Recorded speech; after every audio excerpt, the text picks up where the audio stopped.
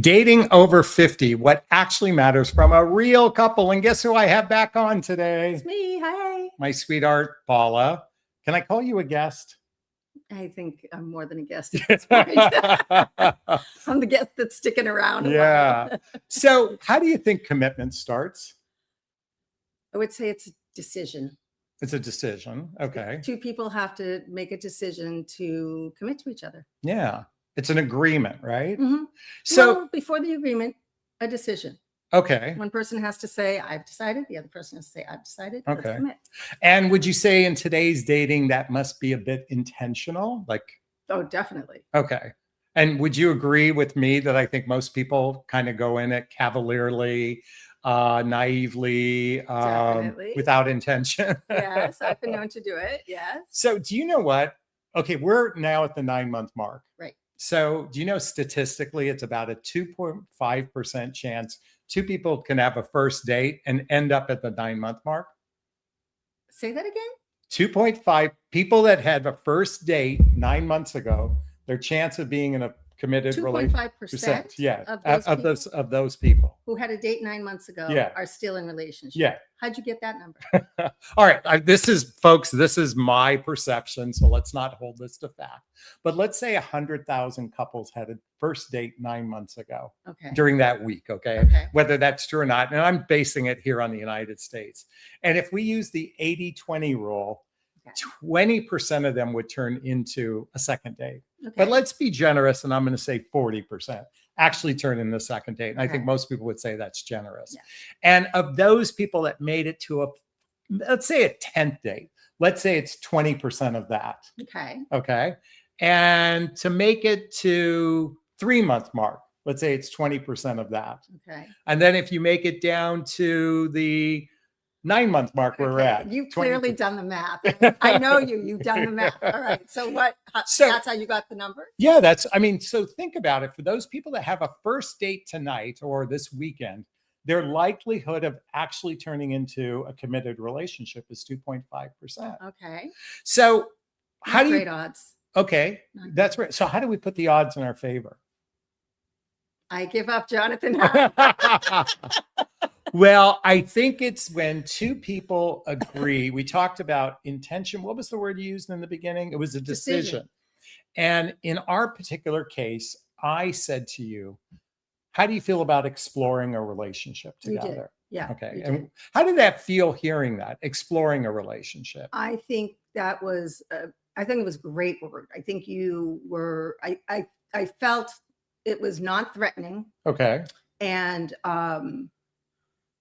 I mean, who doesn't want to explore something, right? It's kind of like, I mean, some people say, well, let's see where it goes. I mean, that's a little bit without some structure to it. Or some people, let's just have fun. I used to say not enough data. Not enough data.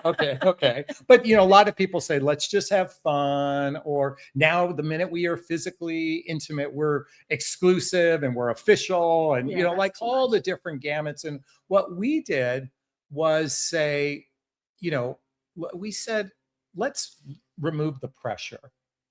Yeah. With that, we even talked about non-attachment, and it removes the pressure when we say, let's explore a relationship. Mm-hmm. And that's what I think is oftentimes missing, is that for some people, there's a lot of pressure on what's going on, and other people want to resist that pressure as much as possible. I don't even know if you used the word explore a relationship. I think you said, let's explore what we might be to each other, or how this will work, how this might work out. I said that. I don't remember you saying explore a relationship per se. Okay. But I mean, at that point, we were already... we kind of agreed to, and we did what many of you know is my dating vows. And, I got a little pushback from Paul on that, but you thought it was corny. Okay.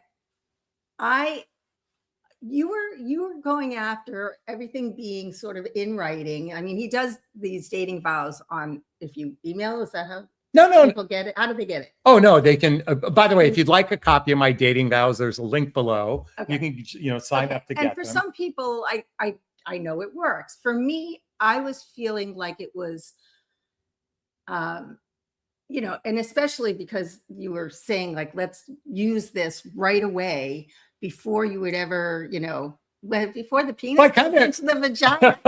You know, now you're like, using my I know, language. but I feel like the dating vows, it's almost like it's too fast to say something like that to somebody. Well, keep in mind that we had agreed, we began a physical relationship. Yes. And the key, let's kind of review what the dating vow says. It says, hey, look, you know, if we're going to do this, if we're going to explore a relationship, let's agree that this is going to turn into something serious within 3 to 6 months. Yes. Okay. The dating vows, however, were very much like, let's be exclusive. Let's be No, committed. it said, let's agree. No, what it said, I'm sorry to interrupt. Okay. But it said, let's, if we're going to have regular sex together, let's agree to monogamy. And let's agree not to be on the dating apps looking around. Okay. So again, these are all decisions. And I'm totally okay with those decisions. I think where I was having a problem with it was in like boom, boom, boom, like a 5 or 6 statement format that almost felt like a contract where somebody was. I know, but okay. And first I think that for me, it was more like, it's okay to do it verbally, maybe drop it in here, drop it in there, you know. What do you feel about monogamy? By the way, it was verbal. I pulled it out just so I could read it to you. Oh, okay. By the way, again, my purpose for sharing this with everybody is oftentimes dating is cavalier. It's naive. It lacks intention. It lacks decision. So if you're a person who wants a significant relationship, then I'm here to encourage some intentionality. And if we reach the point where we're physically intimate and we started a physical intimacy, I just wanted clarity. And yes, I created these dating vows, which Paula thinks is a little corny, but you've also agreed that there's value. No, I think there's value in it. I just feel like they need to be sprinkled rather than thrown at somebody, you know, as if it's like. Well, I don't know how you, okay. It's kind of funny. My partner's disagreeing with me and I'm having a little bit of challenge with this. So come a little closer to me. So here's where I'm at with this is that the core fundamentals of it is, hey, if we're going to explore a relationship, these are kind of the guidelines I'm looking at. How does this land for you? That's what it's about. And it's about creating clarity. Like one of the statements in the dating vows is, hey, look, if we're not feeling it from one another, rather than ghosting, pulling away or disappearing, can we agree to have a conversation about this? I love that. I love that. Wait, I'm sorry. I couldn't hear you. I love that. Okay. So can you see that? Yes, it's written down and and the reason why it's a vow, just like in a marriage vow, you rattle off ... And in the same vein, and what I'm sharing with everybody is, look, I recognize for a lot of people, this is uncomfortable. In fact, probably watching us is uncomfortable because we unpack things kind of incessantly. We look at relationship. We look at our relationship as a sacred container. And we actually spend time talking about, how did we get to where we're at today? How did I get to where I'm at today? How did you get to where you're at today? Where are you today? And what do you want in your life? So, okay. 2 things. I want to revisit what you said about, because I think that statement is brilliant, really.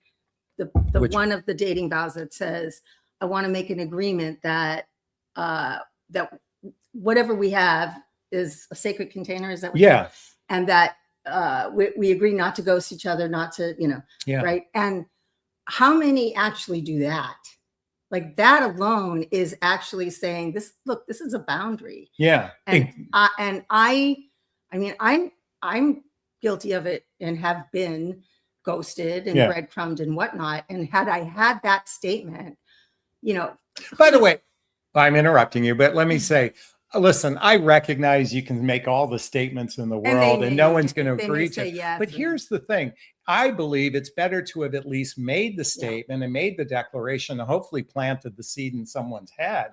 Because these days, and I'm going to repeat myself, people treat relationships cavalierly, naively, ambiguously, hoping that chemistry will magically keep us together. And if we have all this intense chemistry, it's going to work out. And it just works out. Yeah. Okay. And then to take this further down the line, when you were talking about, you know, where we've been and where we are, explain define that more. Okay. So I've shared with everybody in previous videos, and I'm going to elaborate a little bit more today. We started with how did we get to where we're at today? In other words, we talked a bit about our past relationships. We talked about our childhood. We talked about our relationship with our parents. We talked about our relationship with our children. We even shared some of the the trials and tribulations we had before we met each other, to give each other some context of who is this person in front of me. Okay. And people say, well, God, you should never do that. And I'm like, you go on a job interview and you list your your previous employers. Yeah. And sometimes people will call your previous employer. Well, and we don't live in a vacuum. I mean, this is how we came to be who we are. Okay. Exactly. So that's what you mean when you say where we've been. How we got to where we're at. How we got to where we're at. Okay. And then where are we? So what if you're in the first few weeks of a dating relationship? When you're saying where are we? What is that? I think it's okay to be uncertain. I think there's this grand expectation. Men must climb to the highest room with the tallest tower. They need to know exactly that they're pursuing you. Mm-hmm. And there's all these grand expectations. And keep in mind, and when I said earlier, those 100,000 people that had a date, most of them were strangers. Even in the first few weeks of us getting to know each other, we had barely reached acquaintance level before we reached friendship level, and then really good friends level, and then lovers level. So to kind of say, hey, look, this is where I'm at. Look, I really like you. I'd like to see where this goes. That's the exploring the relationship piece. Mm-hmm. It's saying, hey, look, I'm not going to stick by the traditional rules of dating. Mm-hmm. I want this to be something where we feel comfortable with each other. And by the way, what does that look like? And being present. Okay. This is where I'm at today.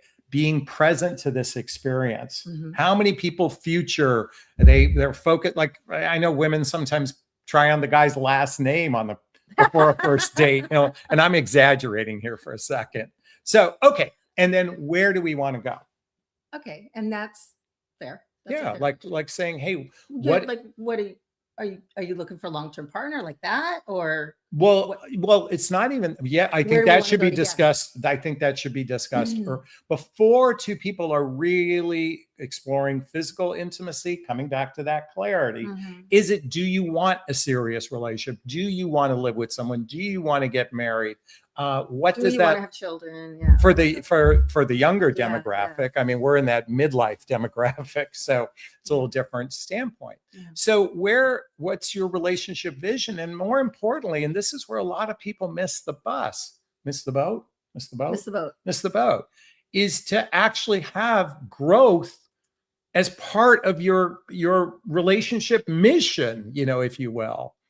So a shared vision. A shared vision. Okay. Yeah. And again, most people, I've said this, men are deer in the headlights. I mean, they're clueless, flying around without because when I was in my 20s, the vision was easy. Yeah. Go to college, get married, buy a house, go to college, get a job, meet someone, get married, buy a house, start a family. That was the vision. And then divorce changed that vision. It was literally from that point on, a deer in the headlights. So where do we want to go? And I'm saying this, folks, we're sharing this because we've gotten a little bit of, I don't know, flack, would you call it? Feedback. Commentary that Paul and I are too analytical. We process too much. We look like we're debating one another, which for us is our catnip, by the way, because we like to explore ideas and thoughts about human behavior and psychology and philosophy and morality. These are the things that we speak to each other on a regular basis. And we might not have the exact point of view. The point of view might be slightly different. And most always. And again, it's not radically different. We're not so far apart that we're at odds with one another. But when we have a subject that we're interested in, we'll unpack it. And I want to say I think that we're both willing to explore it and hear the other side. And I think that what happens out there for a lot of people in relationship is that I know a lot of women really want that, but they can't always get it from their significant other. And, or, if they do, it comes in the form of butting heads. And so I think we might be getting a lot of projection, around stuff like that. But, and, to each his own, if that, that's just simply a belief system, but this is our jam, and I think that, I think this comes down to acceptance. Okay. I know we've been talking about this a lot, but I mean, it really is a golden word in a lot of ways. Yeah. And you were talking about your steps last week, my love tolerance scale. And frustration. Yeah. Maybe you can repeat I'll share that with everybody in a second. But I'm feeling like that, that you and I went into full acceptance mode very quickly. Okay. And that came from the decision to commit too. I'm gonna just right, because we both decided, hey, this is worth exploring. But I think that the reality was that we went into acceptance mode around who we are, and that we were willing to say, what you got? Yeah. And then come from a place of understanding. Okay, so let's talk about this from two different vantage points. There is the relationship container that represents our relationship. I want to dive into this first for a second. So we spend a fair amount of time talking about the relationship. Okay. Now, the reason being is we want to see if we're always on the same page. There's a check-in with us. There's and beside the attention, affection, and appreciation and the acceptance we have, we check in on a regular basis. Now, the way I've observed so many couples is they spend little or no time talking about the relationship itself. And a lot of times they're avoiding it. And when I say about the relationship is how we feel about each other. And it's not just the one-off, I love you kind of thing. It's the acceptance, as Paula talked about, but more importantly, we spend a fair amount of time talking about appreciating each other. And I don't even think a day goes by we don't express some level of appreciation for each other a dozen or dozen times a day. Yeah. I know women who have spent years in relationship and they haven't spent that much time talking about the relationship. What we talk about in a day, they haven't talked in 3 years about the relationship. Yeah. And why this is so important is your relationship represents 80% of your happiness in life, most likely. Yeah. I mean, in other words, the relationship, I think it was Esther Perel said, the quality of your life is predicated by the quality of your relationship. So I think relationships should be the most important thing you talk about. But that doesn't mean we don't have fun and we have date nights and we dance and we laugh and we sing and all that kind of stuff. Where we're going. Travel, this, that. But we do other things other than talking about the relationship. Yeah. So I think really where this lies is in the ability to say, I get who you are. Yeah. I'm not trying to control you or change you. You. But I'm seeking to understand who you are and then come from a place of accepting who you are. And that is where and in the fabric of that is commitment.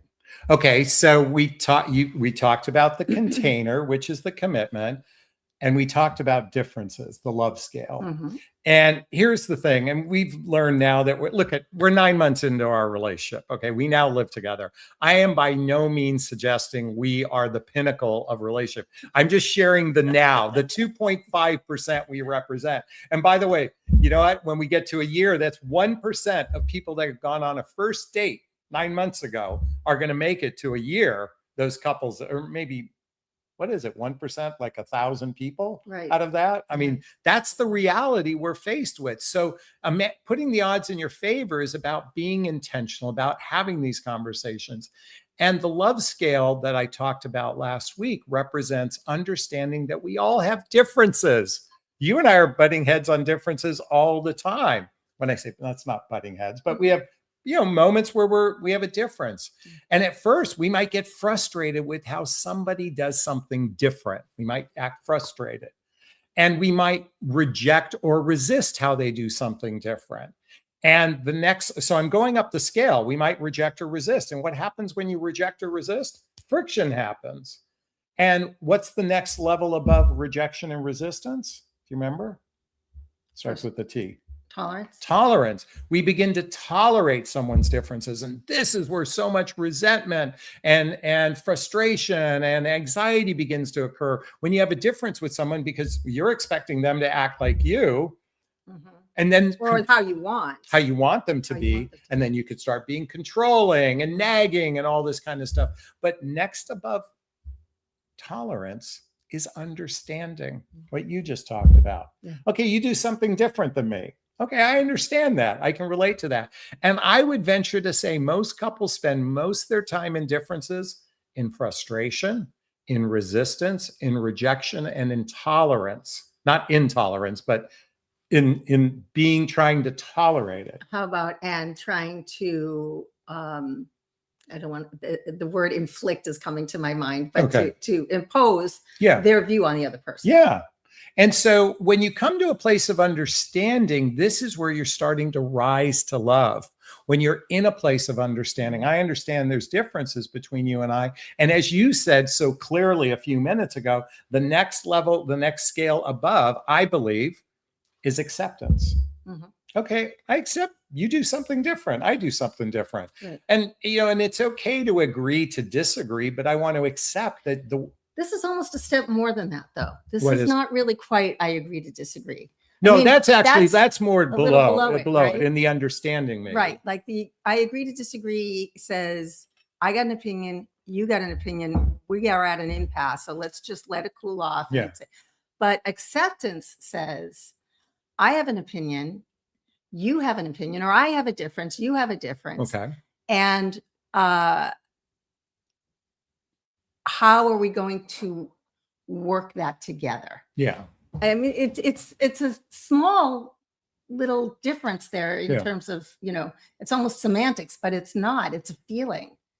Do you No, I get what you're saying. Yeah. I get what you're saying. So in the acceptance, now, this is really where a lot of couples struggle, and this is the stuff that really matters, particularly for those of us in midlife. This conversation is dating over 50, because it's so different when we're in our 20s and 30s, because we oftentimes have this agenda to make babies and raise a family. But coming to a place of acceptance, and then what's the next level of love above that? Acceptance, appreciation. Appreciation.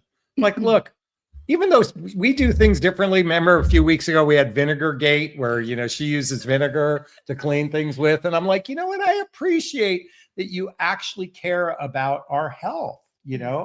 I'm looking at this difference and saying, not only do I understand it, I accept it, but I appreciate it. And think of, folks, when you think of love, I oftentimes think appreciation is the most not appreciated, not used, but it's the fabric of a relationship that so few couples actually get to, is in being continual appreciation of each other. As I said before, Paula and I, we spend a lot of time what do you say? Well, I say appreciation, but what do you say about me about gratitude and appreciation? Oh, you are one of the most grateful people I know. Like you dwell in gratitude a lot, and it's a beautiful thing to witness. I mean, so I believe gratitude can even be pushed forward into the things that we might not have or be or whatever, and just say, I'm grateful for this thing, even if you don't have it. But you come from that place of gratitude for all the things you have and then some. And I think the world would be a darn better place if there were a lot more grateful people. I think, and for those who follow me and such, after losing my son, Connor, in 2018, I came to realize that every single day is a gift.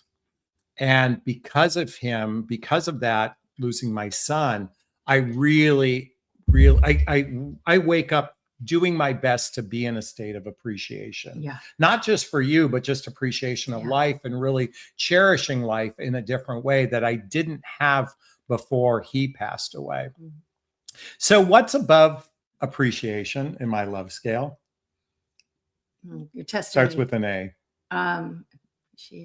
Adoration. Adoration. Okay. So I want you to picture this for a moment, okay? And this is not easy to do. But again, the love scale, you're frustrated, you reject it, you resist it, you tolerate it, you understand it, you accept it, you appreciate it. But imagine, I believe one of the highest places of love is when you have a difference with someone that you can actually reach a place of adoration for it. Like I adore you for the vinegar, as an example. Yeah. I don't think you adore me for forks down, but oh, don't start. We're gonna have a forks down incident now. I'm a forks down. She's a forks up in the dishwasher. Come on. Who's forks up? We need to know. Okay, no, who's forks down? Okay. So anyway, but I think imagine if you get to a place of adoring those differences. Well, I love that little scene in Harry Met Sally. Yeah. When he's talking to her on the dance floor or something? Or no, this is the end of the movie. And he says, I love it that you think 71 degrees is cold. I love it that it takes you an hour and a half to order a sandwich. I love it the way your nose crinkles every time you get mad at me. I love it. You're the first person I think of when I wake up in the morning, and you're the last person I think of when I go to bed. And what he was saying is, even though, and she's neurotic. Yeah. You know, I mean, the way she orders food and everything. We have all these differences, but I adore you. Okay. Forks up, forks down. Yes.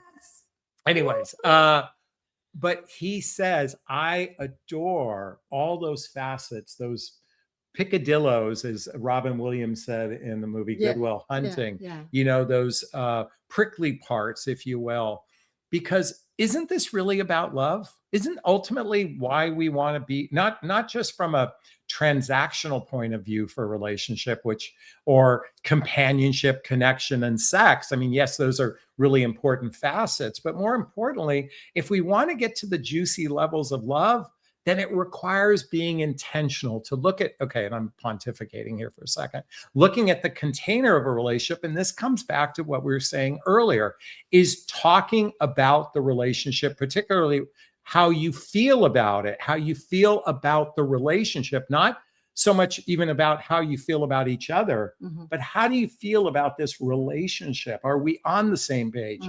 And I believe couples, and I have a couple, my friend Tammy and her partner, you know, they did regular check-ins, like weekly did check-ins, and now they're together 8 years and they live together because they invested in the container of the we versus it being about the individual me. Yeah.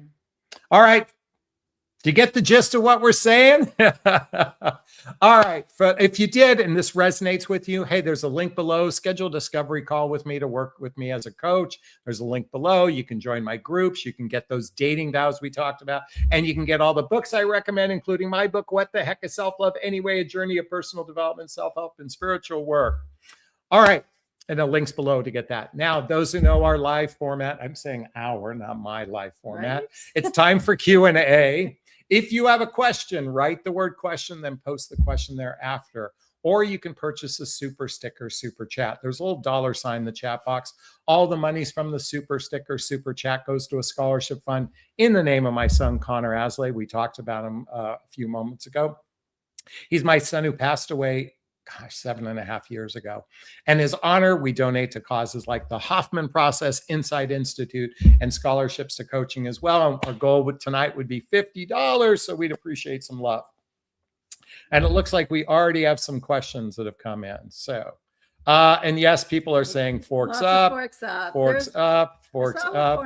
One forks down. Is there anyone forks down? All right. Someone says, as long as it's in the dishwasher, that's all I care about. Okay, there you go. There you go. All right, let's see what we have here. All right. Angela's in the house. Angela. Could you both share an example of one of the differences that led to your divorce? Ooh. Our exes. We're going down that path. I can. I don't want to go first. No. No, and you know, for the record, my ex and we used to call ourselves the poster children for divorce because we were so amicable. It wasn't even funny. Really? Oh yeah, God. You told me that. Yeah. I mean, it just dissolved, you know. Yeah. But we were good friends for a very long time, and we just grew apart. I think, you know, it's the classic, and it sounds so, trite that, we grew in different directions. But I was looking more for spiritual development and, yeah, and Okay. going in that direction. And it felt like it was time, that the relationship we had served each other beautifully. We Yeah. were partners in so many things, businesses, etc. And then we weren't. And So, and I know your backstory, so I appreciate that. Yeah. For me, and without crossing a boundary with my ex, I think what happened was I didn't know who I was. I was a very unconscious husband. I followed the path. Man's job is to be provider, protector. I really had no real emotional connection with my partner, other than, or my ex, I should say now, other than, I mean, we did have friendship and we had a lot of common friends, but I was so tunnel vision because I was indoctrinated that men are supposed to be this way, that I wasn't a very loving husband. I was going through trials at work, my professional life. I became very myopic. And because of that, it kind of wore away at our relationship. But as far as differences, I can't think of a specific difference with my ex. Well, we probably had slightly different sense of humors, but I liked her warped sense of humor. Even to this day, when we speak to we always send each other, ever since our son passed away, we've become very, very close. And we send each other Instagram reels to one another all the time, pebbling, with one another. And so I actually feel grateful for the relationship I have with her. And Paula has met her. She was out one night in the village, and you met her. So, yeah. All right, let's go to the next question. How do you learn to adore a key difference, like he doesn't think it's valuable or important to share appreciation or admiration? I love doing it, and I think it creates intimacy. Well, not everybody's going to reach adoration, if your relationship. Yeah. So remember, coming back to the love scale, we talk about a difference, right? Well, some people feel frustrated with differences. And Cheryl, I'm going to suspect you're feeling frustrated in this difference. Okay. And the next is and I'm getting the sense that he rejects or resists what you are seeking. He rejects and resists it. So, and if there's no impasse after that, you're stuck in rejection or resistance, right? No, I mean, if the relationship let me say this. If you're continuing to stay together, there's probably some level of tolerance going on, right? Yeah. I think it's important for each other to understand this difference. She said, the key difference, he doesn't think it's valuable or important to share appreciation or admiration. So what would you do if that's the case? I don't think that's important. What would you say to me? What if I said to you it was important to me? So I think that that's what's striking me, Cheryl. It feels like, are you hopefully sharing with him that, this is important to you? Yeah. And if it is important to you, could, how can we meet in the middle? Like what would be something that you would feel comfortable with that could still make me feel intimately close with you?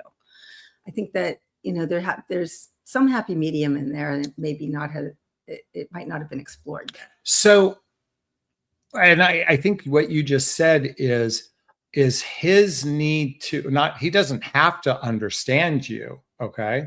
He doesn't have to, but what you're making a request is understanding why this is important for you.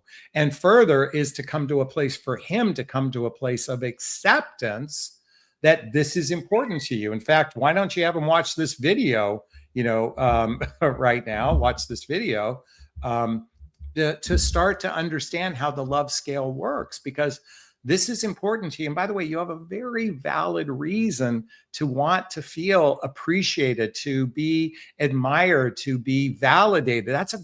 So you have a need, and you're now making a request for that need. I would recommend reading the book, Nonviolent Communication by Marshall Rosenberg. And by the way, all the links of the books I recommend are listed below. Why this is such a critically important book is that, we humans aren't good at expressing our needs to one another. We do it as commands, or right. I mean, oftentimes is I if you don't do it my way, I'm out of here kind of thing. So I think this is really about expressing your need. And here's the thing. Come back to my book, chapter 1. Speak your truth.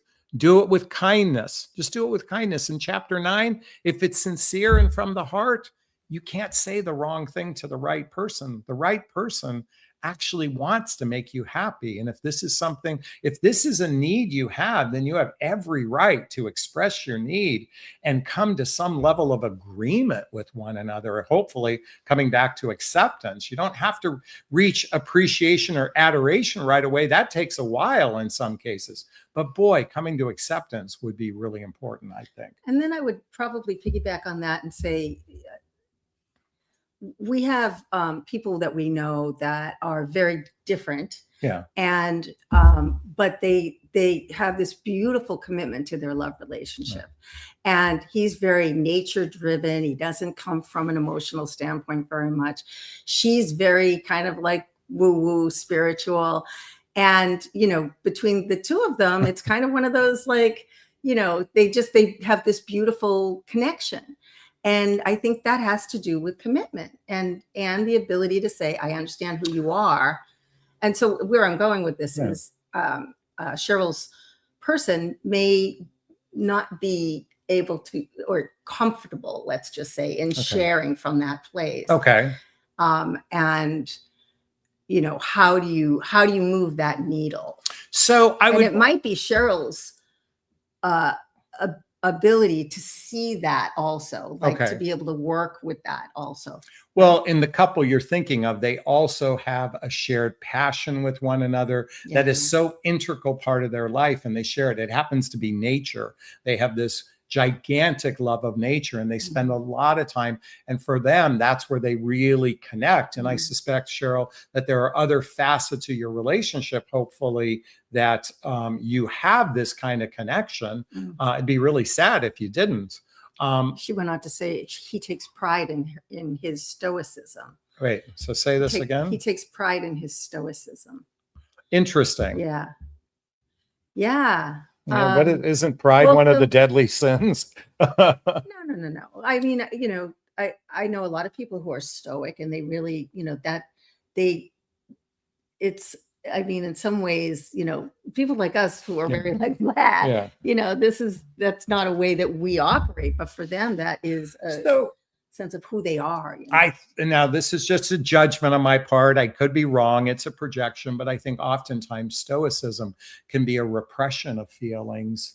To be stoic, to be almost in a vacuum around your emotions and feelings. And I think there's a byproduct that comes from that, oftentimes, that eats from the inside out from stoicism. And quite frankly, and my belief is, we are in an evolution of relationship. And that evolution is from the transactional way we approach relationships, the dependent way we approach relationships. And it is now time to evolve into the emotional facets of a relationship, to actually go, this is what my partner needs, and I want to fulfill their needs. It's not stoic to not express appreciation. There's nothing stoic about not expressing appreciation. Could I be wrong on that? There's nothing stoic about not expressing. Yeah, if you're not expressing appreciation for your partner, you're saying, well, I'm stoic. I'm like, there's nothing, what's the word I'm looking for?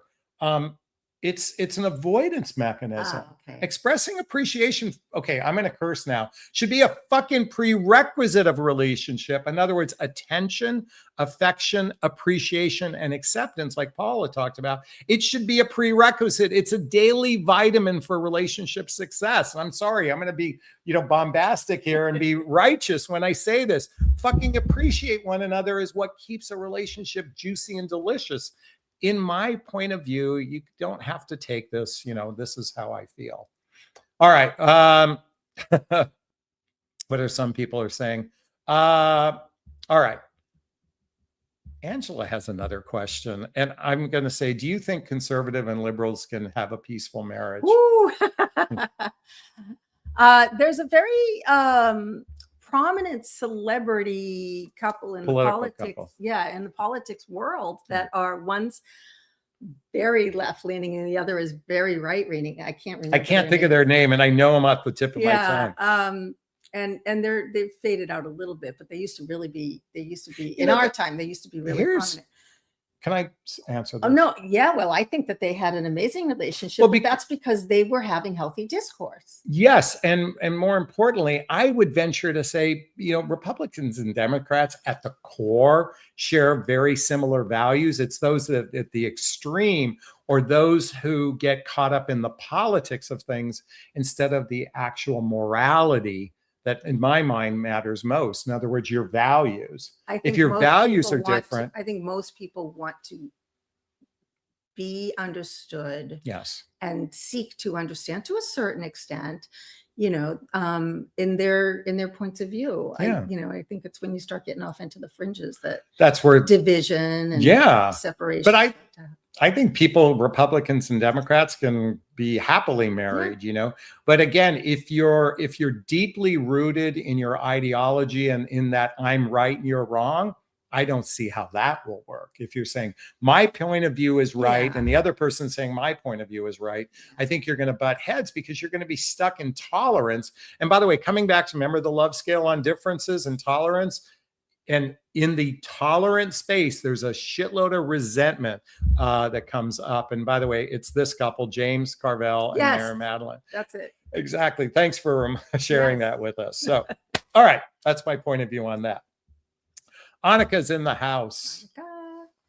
How do you give each other space? I'm interested in someone that is upfront about needing 2 days of solitude. He might be a dismissive avoidant. Your guidance.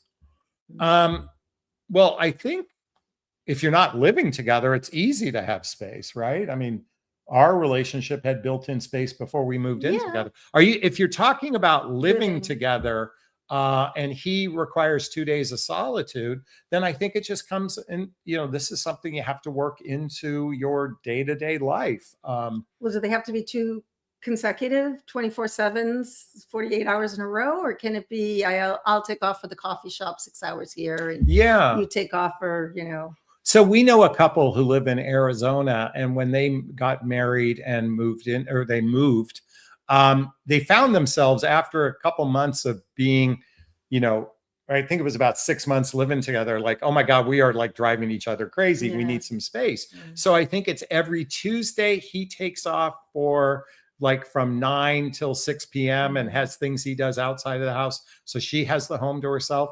And then they switch on Thursdays, and they each had a day of solitude in the home. And they also had solitude outside of the home. That's how they came up with their agreement. I figure we're going to be dealing with that soon enough. That might be a podcast we need to talk about.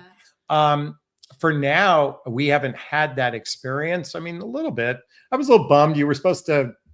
Paula sprained her ankle the other day, and she was supposed to go out with a girlfriend, and that got canceled. And I was going to have the house to myself. I'm like, but we do try and plan around it. She said 2 days in a row. You know what, Annika? I mean,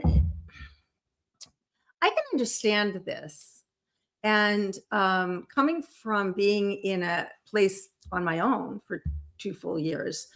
That's not a lot, but it certainly gets you in a groove. And I think living with somebody 24/7, I've said this before, I don't think humans are meant to be with each other 24/7, no matter how much love there is, right?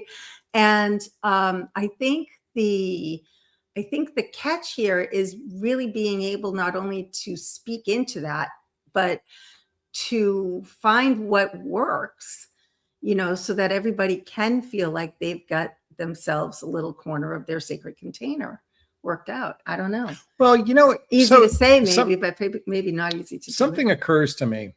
When two people genuinely love each other and they trust each other and they know that everything is okay between them, taking 2 days off isn't a big deal. Like, I mean, if you took off for 2 days and we didn't speak for 2 days, Yeah. I'm not climbing the walls. You're not climbing the walls going, oh, but why aren't you texting me and all that kind of stuff. Yeah, I think there's a lot of insecurity out there, but I think in a secure relationship, it feels healthy almost in some ways. Like I enjoy having my space and you enjoy having your space. And so for me, I'm kind of like, it's almost like, absence makes the heart grow fonder in some ways, right? Like you take off and you come back and you're like, oh, but we're like I'm like the puppy dog. I haven't seen you in a whole 5 minutes.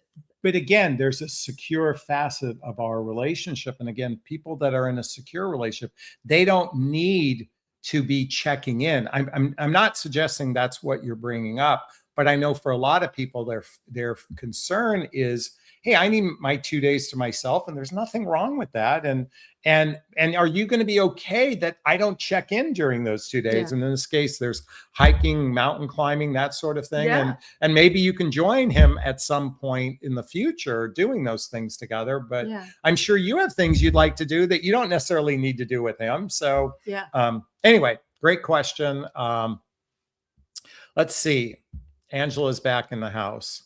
What is he going to do alone for 2 days? Does he give you the information? Okay, that's already, well, here she already mentioned he hikes, mountain climbs. He hikes, mountain climbs. Okay. Yeah, and that couple we were talking about, the woo-woo and the not so woo-woo, he's got his things. Like he goes camping sometimes for 2 or 3 days by himself. And I think I think we need that. There's a lot of I know a lot of men who are really into that. Like they just go off into the wilderness and for 2 days they're like happier than pigs and what. My parents were married 66 years before my mother passed away. And I'd say by the time they retired, I think they recognized that being with each other 24/7, they needed outlets.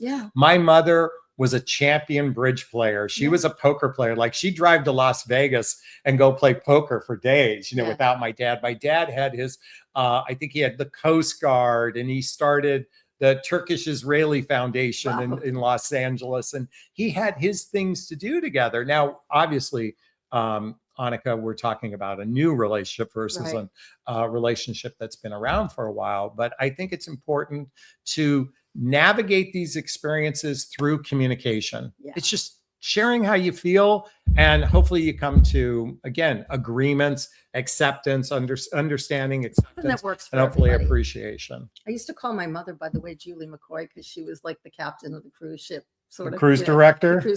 And she would like, want to get away from the boyfriend at the time and just be, like, I gotta go, and she'll go off and do her little cruise ship things, and You're our cruise director in our relationship. Okay, let's keep going. Oops. Sunshine. How can I tell the difference between value misalignment or just differences that can be a strength used to complement each other? I keep looking for someone who thinks just like me. What do you? It'd be great to have an example, because a value, like I value punctuality. Yeah. Okay. Okay. That's a value for me. Value misalignment. Charity is a value for me. Healthy discourse is a value for me. Like what are your values versus the differences? Like we're dealing with differences living together that have to do with habitation differences. So I think we have to differentiate between ideologies differences. That's politics, for example, our value differences, and our practical life differences. Okay. So she says, how do you tell the difference between value misalignment or just differences that can be a strength used to complement each other? Well, so, I mean, the last line is actually intriguing for me. I keep looking for someone who thinks just like me. Do you think that we think alike? No, I'm more efficient in my thinking.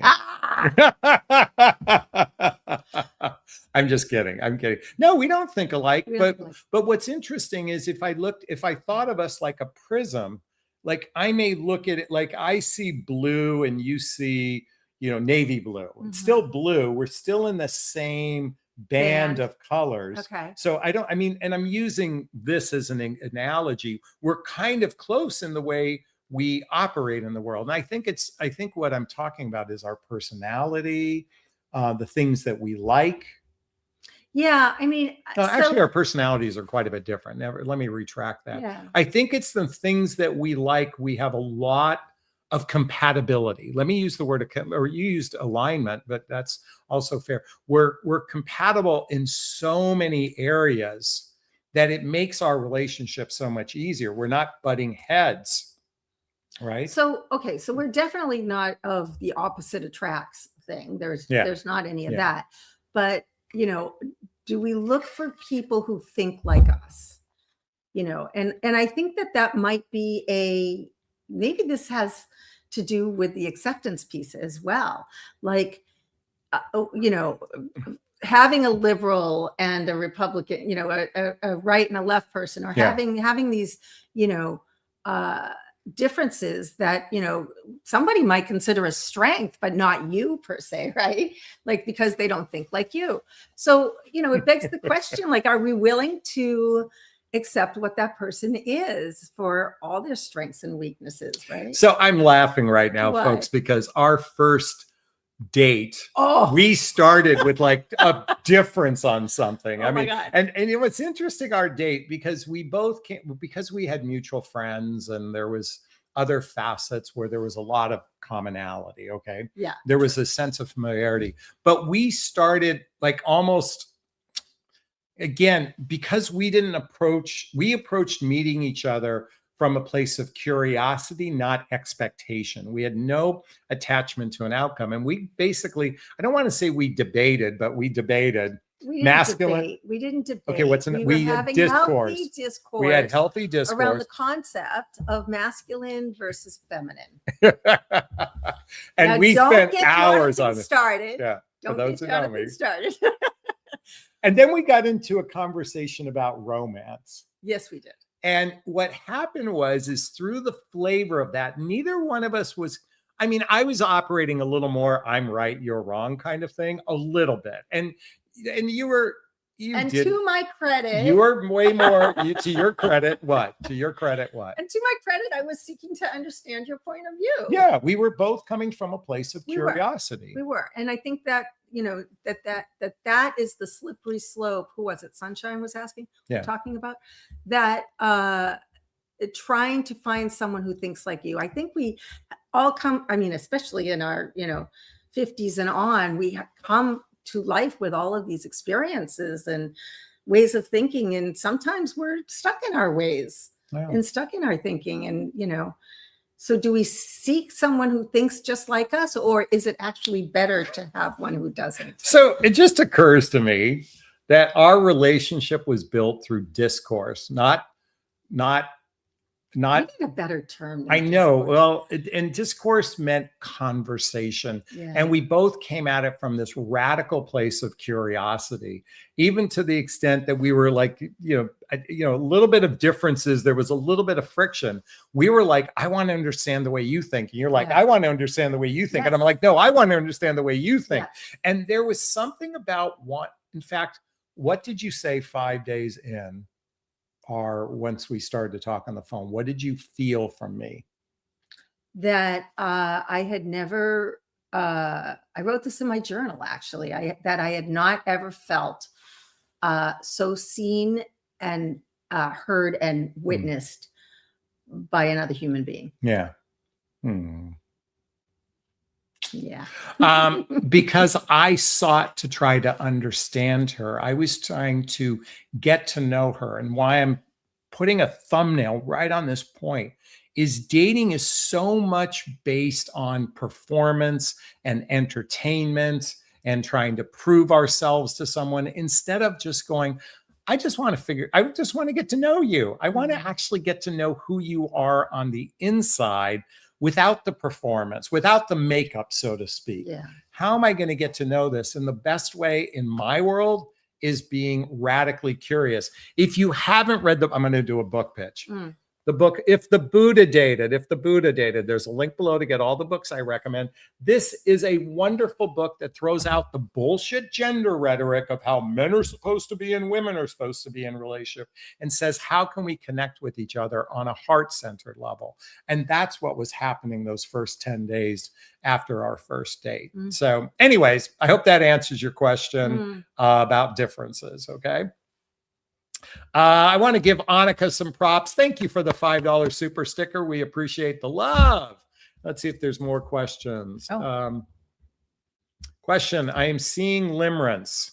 Oh my God, be careful. Am I seeing limerence? Am I seeing limerence? Am I seeing? Well, I don't know if they mean us, but no, I think I was wondering if she was seeing limerence with someone else. This isn't limerence between us. I mean, it's not, I mean, to the extent that I don't think we have infatuation for one another. No. That's limerence. We have a great deal of reverence for each other. Right? Yeah. I mean, a tremendous amount of reverence, a tremendous amount of appreciation for one another. I think that's what you're seeing. Let's see. Let's keep going. All right. Angela points something out. This would be an interesting question. If a man says that he feels admiration for a bad celebrity or politician, could you consider that behavior a deal breaker? I can see a lot of people feel that way. Bad celebrity or politician. Well, first of all, define bad. Yeah, that's a judgment. Let's say a celebrity whose morals and values has them in front of court all day long. And they admire that person. Well, what are they admiring them for? That would be the question. Do they like their hair, or are they liking that they just got, thrown into jail again?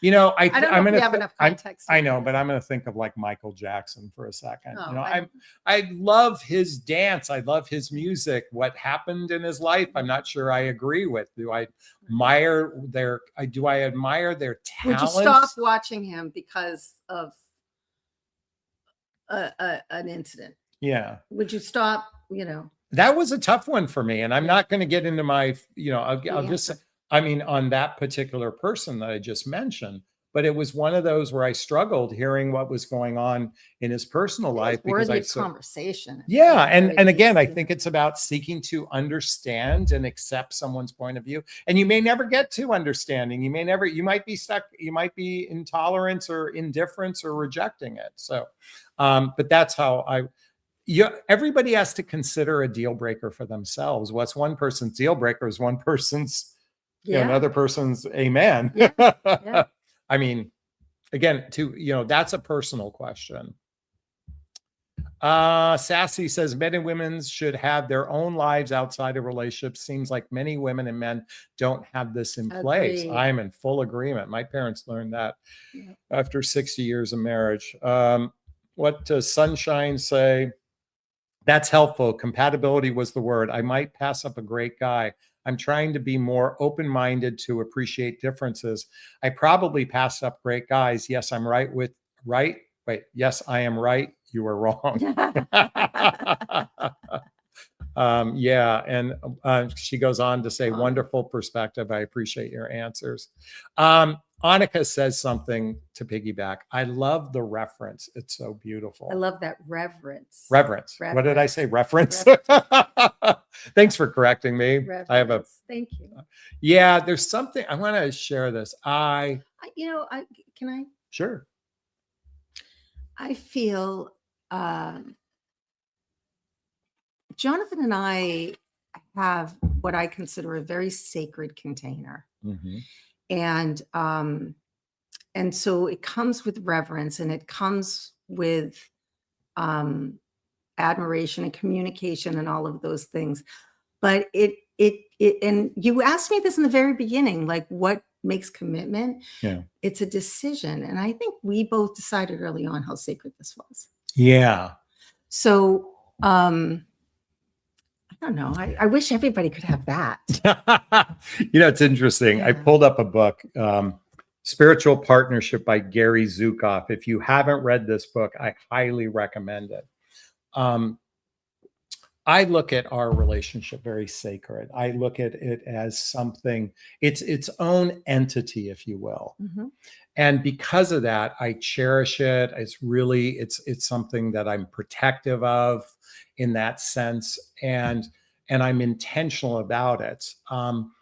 I believe you and I are meant to talk right now on camera because this is something we're passionate about, because we know so many people that don't treat the relationship container as something sacred. And I'm going to scream at the top of my lungs, and I'm going to bring Paula along with me, maybe kicking and screaming. No, to maybe demonstrate it for others, but more importantly, to really impart the importance of, look at relationships these days. Let me tell you, relationships these days, hooking up, it's a relationship. Friends with benefits, it's a relationship. Situationships are a relationship. Casual relationships are all relationships. And I find that, remember when I started this conversation, I said people that reach the 9-month mark, it's 2.5% of those people that had a first date 9 months ago have actually reached the 9-month mark being in relationship.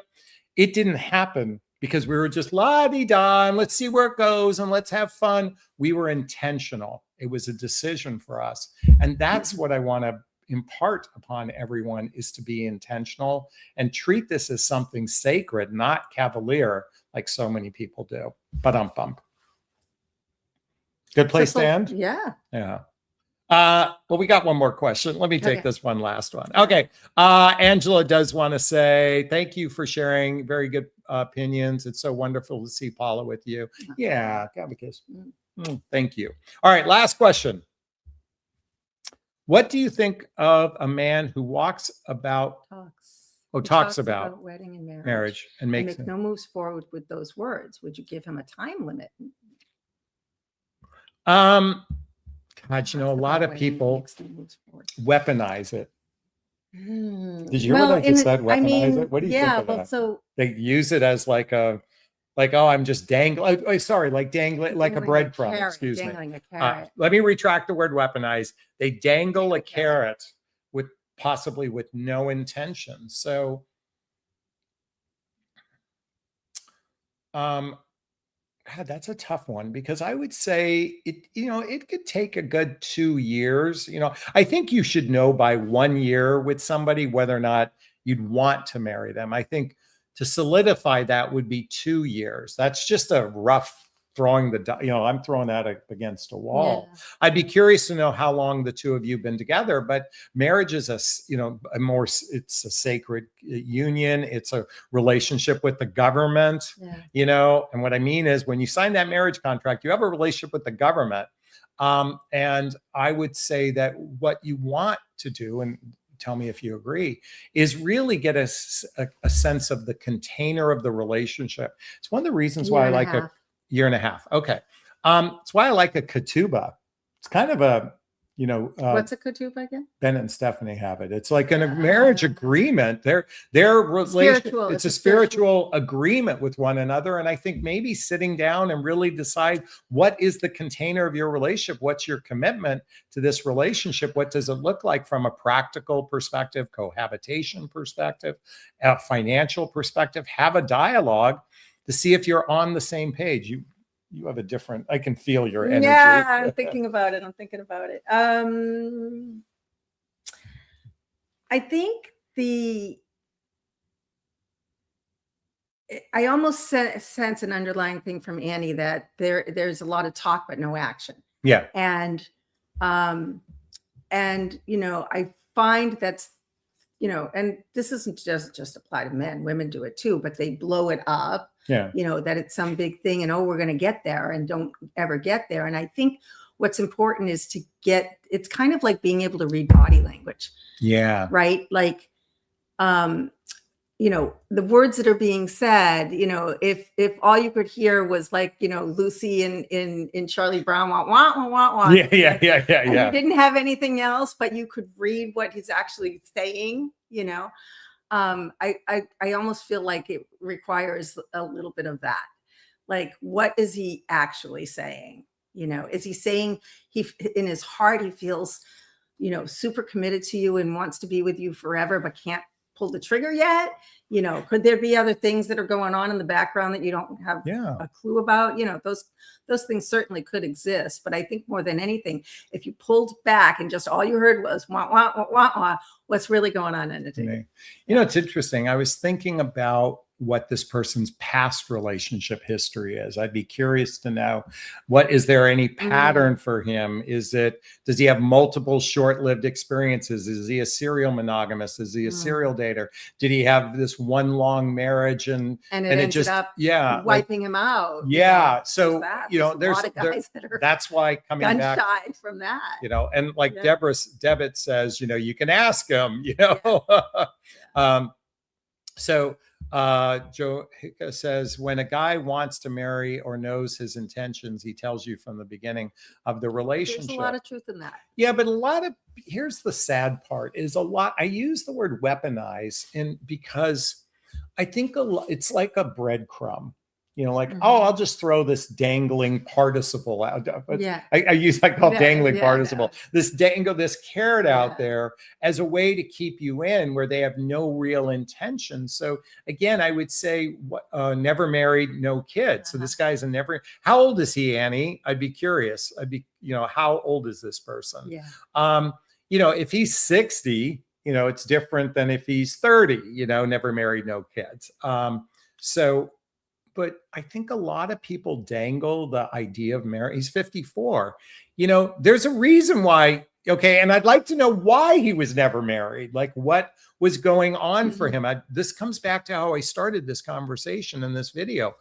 How did we get to where we're at? Where are we? Where do we want to go? And these are key conversations. And if you've been together for a year and a half, you know, what's keeping you together? I mean, I think it'd be good to examine your relationship the way, again, some people think we're over analytical or heady, but. Well, and you know, the last piece of this is, I think it's Oprah, or maybe it's the poet. I can't think of her name all of a sudden. I'm sure somebody will pipe up. That says, people don't tell you who they are, they show you. Yeah. So.